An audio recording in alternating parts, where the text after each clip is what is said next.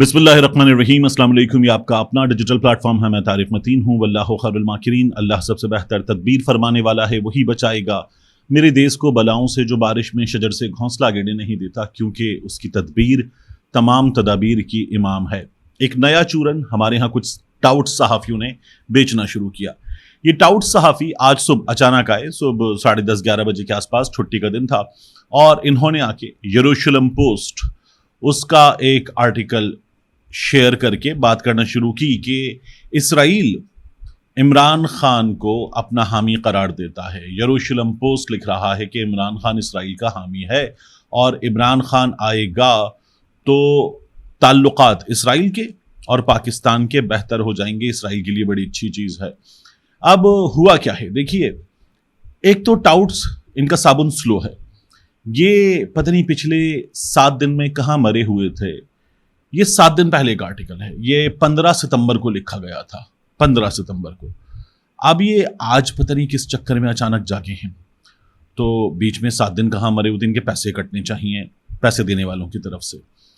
दूसरा, ये टाउट्स आए कुछ सहाफत के बड़े नाम, कुछ दरमियाने नाम, कोई एक आध रेलू कट्टा, ये आए और इन्होंने आके उस आर्टिकल के पोर्शंस लगा के, अच्छा ये यरूशलेम पोस्ट का भी मुकम्मल तौर पर कहना नहीं था, ये यरूशलेम पोस्ट में एक आर्टिकल छपा था, उसके हिस्से लगा के पाकिस्तान एक डिफरेंट केस है, एक इंटरेस्टिंग केस है, और इमरान खान वहाँ पर इन्होंने लिखना शुरू कर दिया।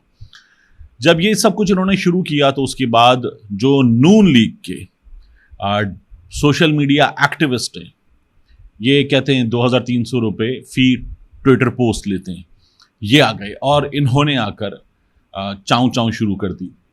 ये शुरू हुए, फिर उसके बाद आए कुछ वुज़रा, इन्होंने आके बताना शुरू किया, ये पंजाब के भी थे और मरकज़ के भी थे, कि इमरान खान इसराइल का हामी है, इमरान खान इसराइल का दोस्त है, इसराइली अखबार ने बता दिया, इसराइल ने ऐलान कर दिया, इंकिशाफ कर दिया, और देखो इमरान खान बेनकाब हो गया।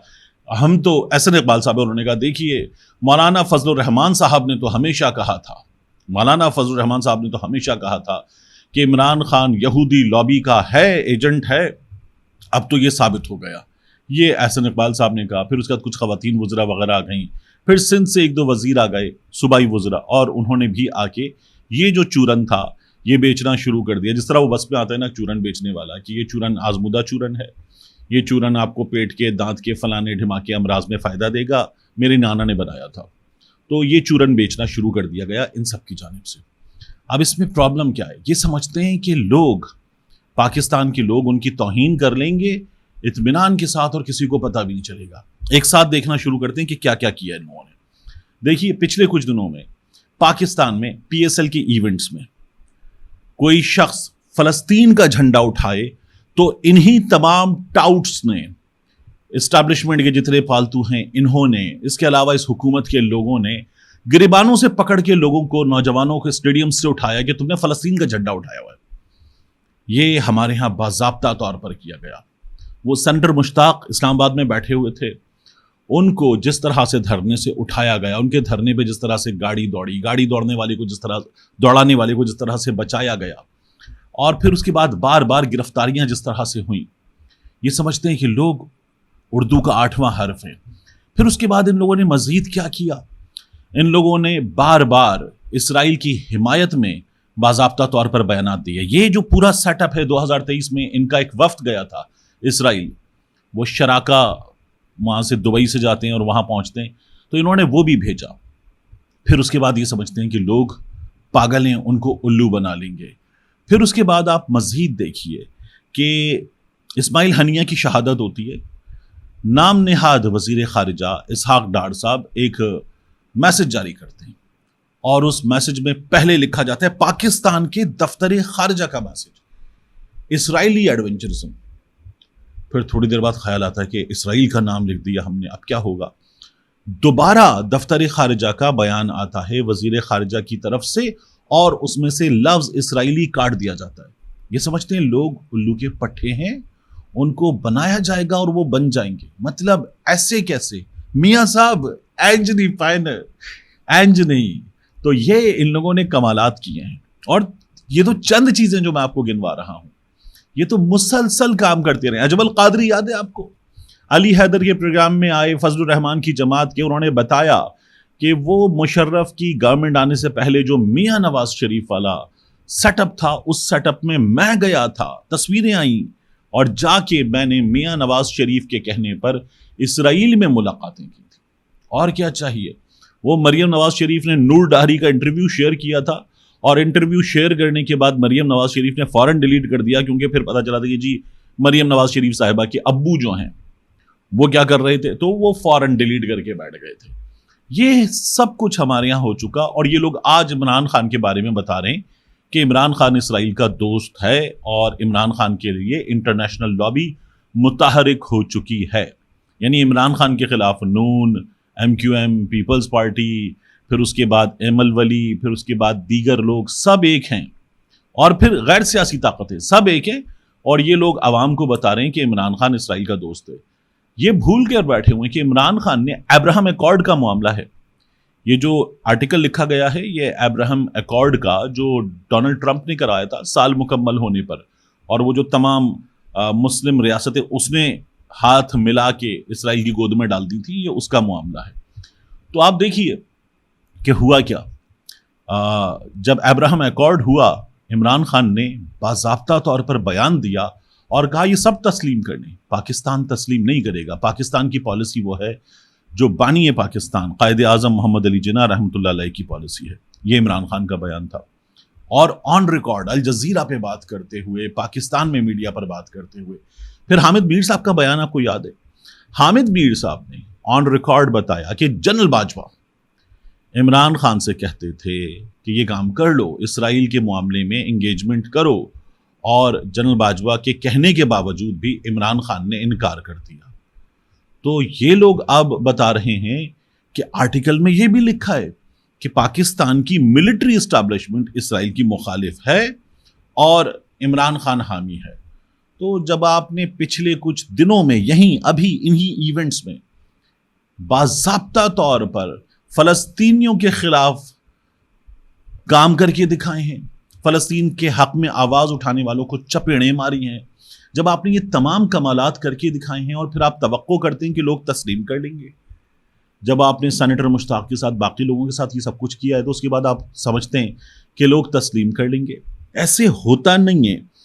ایک ہفتے پرانے آرٹیکل پر یہ سب کے سب چپ تھے. اچھا ایسا ہوتا نا کہ ایک ہفتہ پرانا آرٹیکل تھا, پہلے کسی ایک نے شائع کیا ہوتا, پھر دوسرے نے کیا ہوتا 3 دن بعد, پھر 4 دن بعد کسی ایک نے کیا ہوتا, 5 دن بعد کسی ایک نے کیا ہوتا, تو ہم مانتے کہ صحافیوں نے یہ آن اٹس اون اپنا, ایک نے کیا, دوسرے نے کیا, تیسرے نے کیا.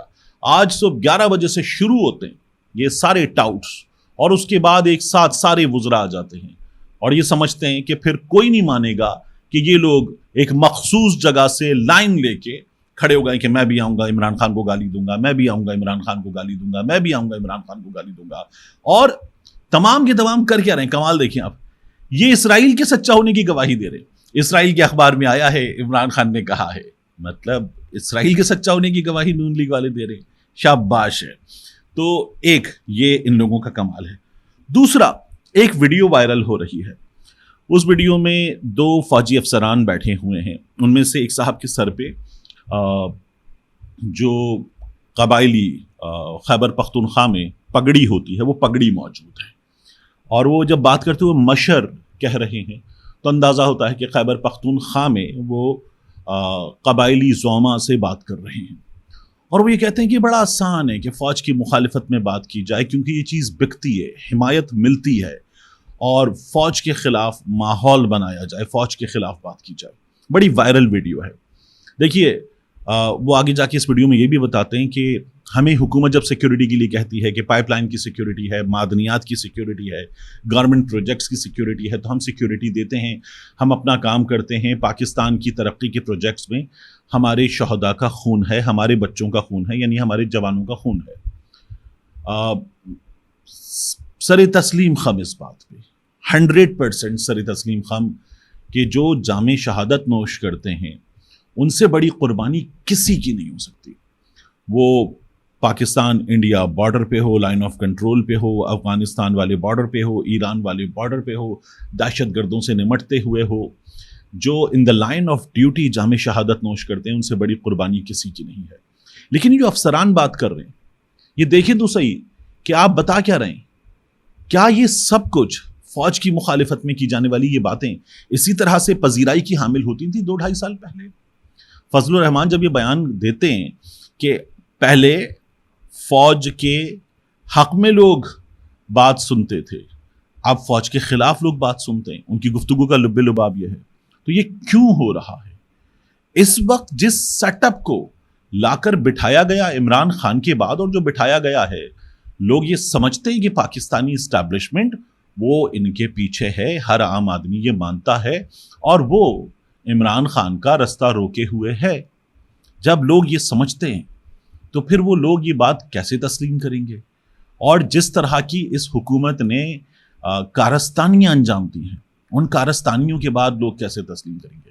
یعنی لوگوں کو گھروں سے اٹھانا، لوگوں کو غائب کرنا، مارنا پیٹنا، عدالتوں میں وہ جج صاحبان جو کہیں کہ یہ غلط ہو رہا ہے، کسی کو غائب کیسے کیا جا سکتا ہے، مہینوں سے غائب رکھا ہوا ہے، بلائیے سیکٹر کمانڈر کو، بلائیے ISI کے فلاں عہدیدار کو. جب یہ سب کچھ ہو تو پھر حکومت آئے اور آ کے ججز کو کہنا شروع کرے کہ یہ جج جو ہے اس کی ڈگری جعلی ہے، یہ جج جو ہے اس کی شہریت دوہری ہے، یہ جج رشتہ دار ہے، یہ کزن ہے، یہ عمر ایوب کا، یہ فلانے کا. جب یہ سب کچھ شروع ہو جائے گا اور یہ عمران جج ہیں، یہ عمراندار جج ہیں، تو پھر یہ کیوں نہیں ہوگا؟ بات یہ کہ اس سیٹ اپ سے لوگوں کی نفرت بہت شدید ہے، اور یہ سیٹ اپ جب آیا 16 مہینے کے لیے تب، پھر اس کے بعد آئی کاکڑ سرکار تب، اس کے بعد یہ سیٹ اپ آ گیا ہے اب. مسلسل ایک چیز نظر آئی کہ وہ جو ایک دوسرے کو چور ڈاکو کہتے تھے خود وہ باہم دست و گریباں ہونے کے بجائے شیر و شکر ہو گئے، گلے مل گئے. تو لوگوں کو نظر آنے لگا کہ ان کے ساتھ ہو کیا رہا ہے، ان کے ساتھ کیا کیا جا رہا ہے. لوگ اسی لیے ان لوگوں کو اب تسلیم نہیں کرتے. بہت بڑی حقیقت ہے، اس حقیقت کو مان لینا چاہیے.